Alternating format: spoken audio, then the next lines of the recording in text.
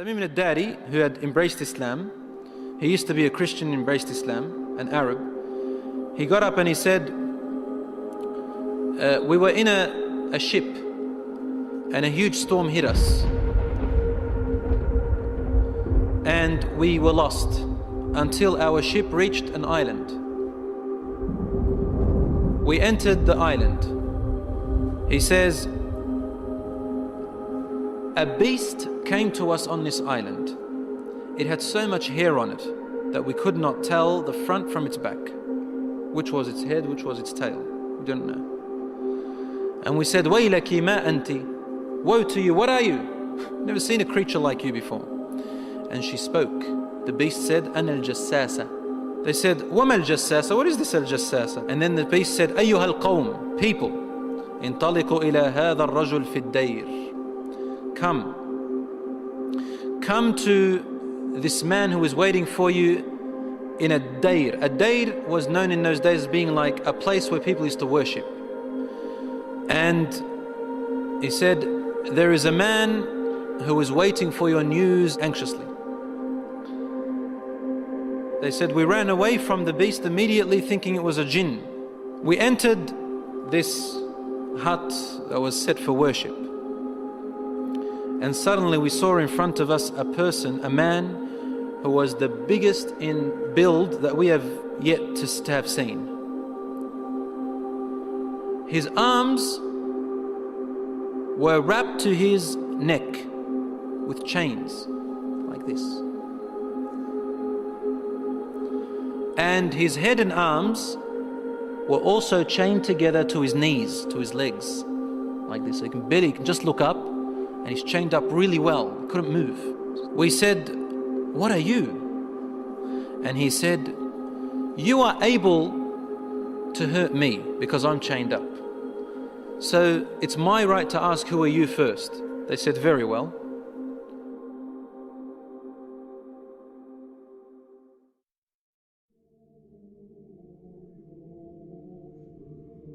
We are people from the Arabs. We set sail in our ship and a storm hit us until we became lost and landed on this island. We came to this island and we found this beast that came to us that had so much hair on it, and it led us to you. They said, we got afraid of this man and we didn't feel safe around him. However, the man said to us, tell me about the palm trees of Baysan. Baysan is a city in Jordan. He wanted to know whether there were palm trees planted in there a lot. We said, what do you exactly want to know about Baysan in Jordan? He said, I ask you, are there more palm trees and have they be filled with dates or not yet?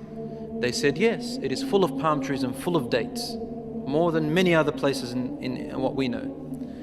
He said, soon its palm trees and dates will become scarce, will no longer give fruits. Today, really, in Jordan, dates are scarce now. It used to be in history abundance. Now listen. He said, now explain to me about Buhayra Tabaraya. You know what Tabaraya is? Which ocean, which sea that is? Okay, the Tabaraya Sea. It's also close to Sham. They said, what do you want to know about it? He said, does it have water in it? They said, yes, there's lots of water. He said, soon its water is going to go away. It's not going to exist anymore. And truly today, the water has gone drier than before. Then he asked them, he said, tell me about Zaghar fountain.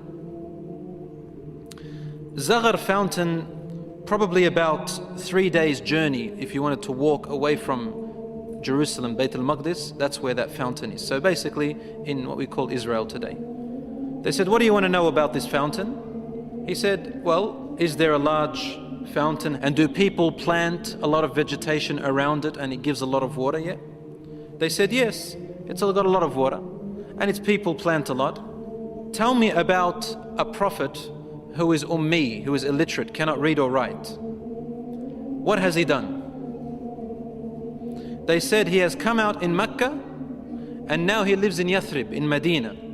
He asked them, have his people fought him? They said, yes. He said, what did he do? They said, he was driven out by his own people. But he went to another Arab, the Yathrib people and those who embraced Islam with him, and they obeyed him. This man said to them, really? Has that really happened? They said, yes. He said, أَمَا إِنَّ ذَاكَ خَيْرٌ لَهُمْ أَن يُطِيعُوهُ. He said, behold, it is better for those people who obey him to keep on obeying him. He's actually supporting the Prophet ﷺ.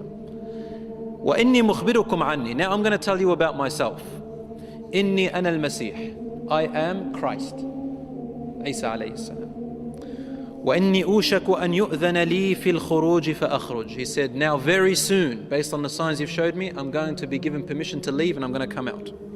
فَأَسِيرُ فِي الْأَرْضِ. I will walk throughout the land. فَلَا أَدَعْ قَرْيَةً إِلَّا هَبَطْتُهَا فِي 40 لَيْلَةً. He said, there wouldn't be a village or a city or a place on earth except that I would have reached it, all in 40 days. The whole world in 40 days. غَيْرَ مَكَّةَ وَطِيبَةَ. All except two places, Mecca and Tiba, Medina. فَهُمَا مُحَرَّمَتَانِ عَلَيَّ كِلْتَاهُمَا. He said, they are both forbidden for me to enter. Now when we say he enters, it means he conquers, takes over. He owns it.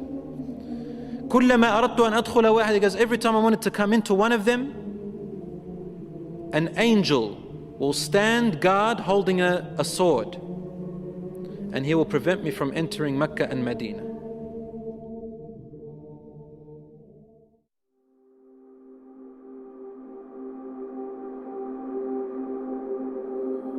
Rasul sallallahu alayhi wa sallam started grabbing his stick and sort of, he put it close to his hip, sallallahu alayhi wa sallam, and then he began to bang, to hit the ground with it like this.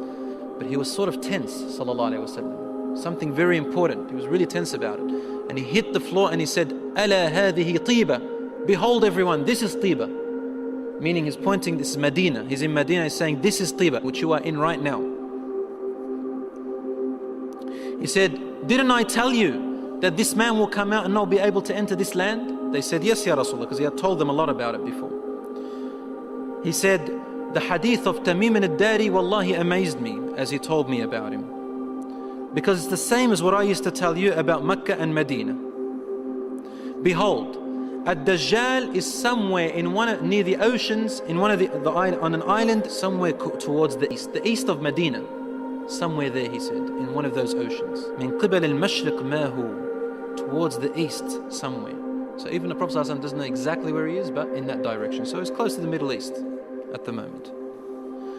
So Allahu A'lam, Dajjal will first arise in Asham, in the Middle East area, which gives a lot of sense that the Jews will be the first to follow him because they are waiting for their Messiah to come. They don't believe that Isa alayhi salam was it, and they don't want to accept Muhammad sallallahu alayhi wasallam. So they'll be the first to follow Dajjal. They say he is the real Isa.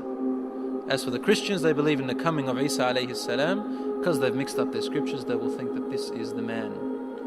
And because he will say, I am Isa, they will ask for him alayhi salam. They will ask for miracles, and he will do these miracles. Some of them won't be convinced. See, afterwards he'll say that I am God. Ana ilahukum. And then they'll say, what proof do you have? He said, only God can raise the dead.